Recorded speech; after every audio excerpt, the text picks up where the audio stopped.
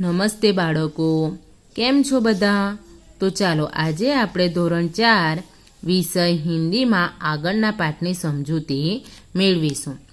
પાઠ 17 ટોપી ઓર જૂતા. તો ચાલો બાળકો, પાઠની સમજૂતી મેળવતા પહેલાં પાઠમાં આવતા કેટલાક નવા શબ્દાર્થ વિશે જોઈએ. શબ્દાર્થ: બાતે બનાના યાની કે મોટી મોટી વાતો કરવી. धूप धूप यानी कि तड़को. इज्जत इज्जत यानी कि आबरू. शायद शायद यानी कि भाग्य ज अथवा तो कदाच. भाव बढ़ना यानी कि महत्व वधी जवुं. कीचड़ कीचड़ यानी कि कादव. तो जुओ बाळको, तमारी टेक्स्टबुकमां अहीं तमने एक चित्र आपेलुं देखाय छे. चित्रमां एक टोपीनुं चित्र छे अने एक जूतानुं चित्र छे. टोपी अने जूता एकबीजा साथे कंईक वातो करी रह्या छे.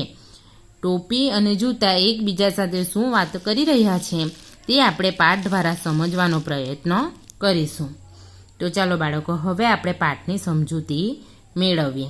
टोपी: तू पैरों में रहता है, तू छोटा है. मैं सिर पर रहती हूँ, मैं बड़ी हूँ. एटले के टोपी कहे छे કે તું પગમાં રહે છે તેથી તું નાનો છે. મેં માથા ઉપર રહું છું તેથી હું મોટી છું. जूता: मैं पैरों में रहता हूँ पर काम कितना बड़ा करता हूँ. बूट कहे કે मैं પગમાં રહું છું પણ કામ કેટલું મોટું કરું છું. टोपी: तू और बड़ा काम खाली बातें बनाता है. टोपी कहे तू अने मोटू काम खाली मोटी मोटी बातों करे छे. जूता: देखिए, मैं पाँव को कंकड़, पत्थर, कांच आदि से बचाता हूँ. मेरे कारण मिट्टी कीचड़ में भी पाँव गंदे नहीं होते. एटले के बूट कहे छे કે જો એમ કે મેં પગને કાંકરા, પથ્થર, કાચ વગેરે વસ્તુઓથી બચાવું છું.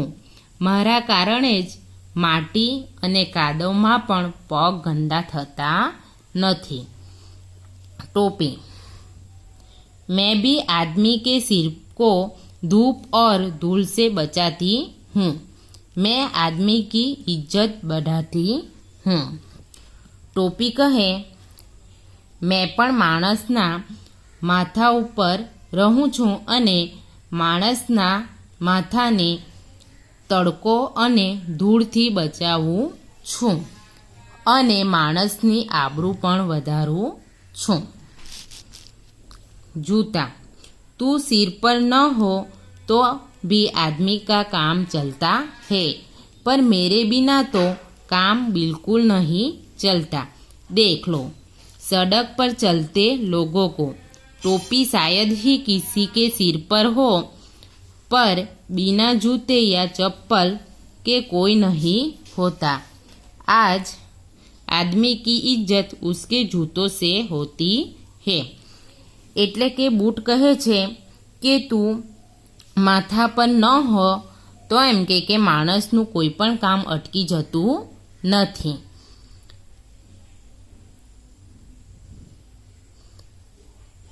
मारा वगर तो माणसनुं कोई पण काम थतुं नथी. जो लो रस्ता पर चालता लोकोने. के टोपी कदाच ज कोईए पहेरी होय, परंतु वगर चंपल अथवा तो बूट वगर कोई पण माणस जोवा मळतो नथी.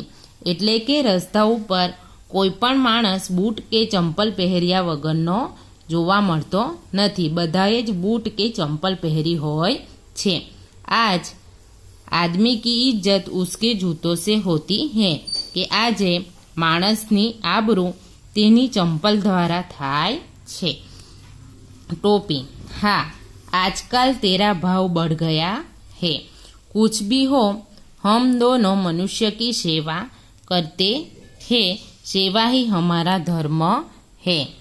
टोपी कहे हाँ, આજકાલ તારો ભાવ વધી ગયો છે. કંઈ પણ હોય પણ આપણે બંને મનુષ્યની સેવા કરીએ છીએ. સેવા કરવાનો જ આપણો ધર્મ છે. તો જુઓ બાળકો, અહીં આપણો ટોપી ઓર જૂતા પાઠ પૂર્ણ થાય છે. હવે આપણે સ્વાધ્યાયની સમજૂતી મેળવશું. स्वाध्याय प्रश्न 1 कोष्टक से उचित विकल्प चुनकर खाली जगह भरिए. तो जुओ बाळको, અહીં કોષ્ટકમાં તમને જવાબો આપ્યા છે. તમારે ખાલી જગ્યા વાંચીને સાચો જવાબ શોધી તેમાં પૂરવાનો છે. તો ચાલો બાળકો જોઈએ. પહેલી ખાલી જગ્યા, ટોપી ખાલી જગ્યા પર પહની જાતી હે. તો જવાબ આવશે સિર. ટોપી सिर पर पहनी जाती है. बीजी खाली जगह, जूते खाली जगह में पहने जाते हैं. जवाब आवશે पैरों में. जूते पैरों में पहने जाते हैं. तीजी खाली जगह के बिना आदमी का काम चलता है. टोपी. जवाब आवશે टोपी.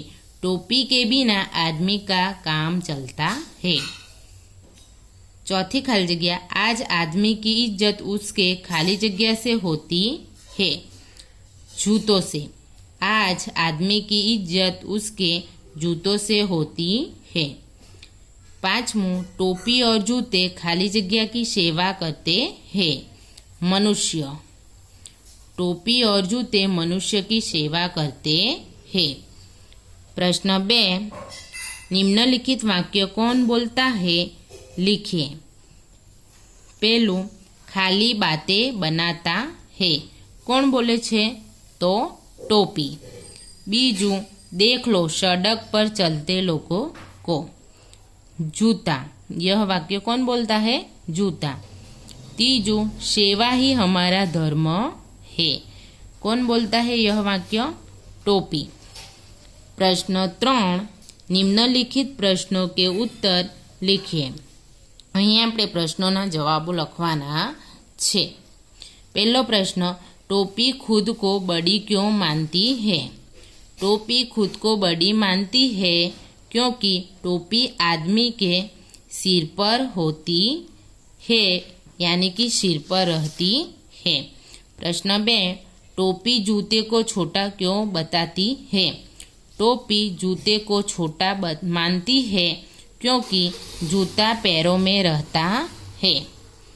प्रश्न 3 जूता पाँव की रक्षा किस तरह करता है? जूता पाँव को कंकड़, पत्थर, कांच आदि चीज़ों से बचाता है और पाँव की रक्षा करता है. प्रश्न 4 टोपी किनसे सिर की रक्षा करती है? टोपी धूप और धूल से सिर की रक्षा करती है. तो जुओ बाळको, અહીં આપેલા પ્રશ્ન 1, પ્રશ્ન 2 અને પ્રશ્ન 3 તમારે સ્વાધ્યાય પોથીમાં પૂરવાના છે અને નોટમાં પણ લખવાના છે.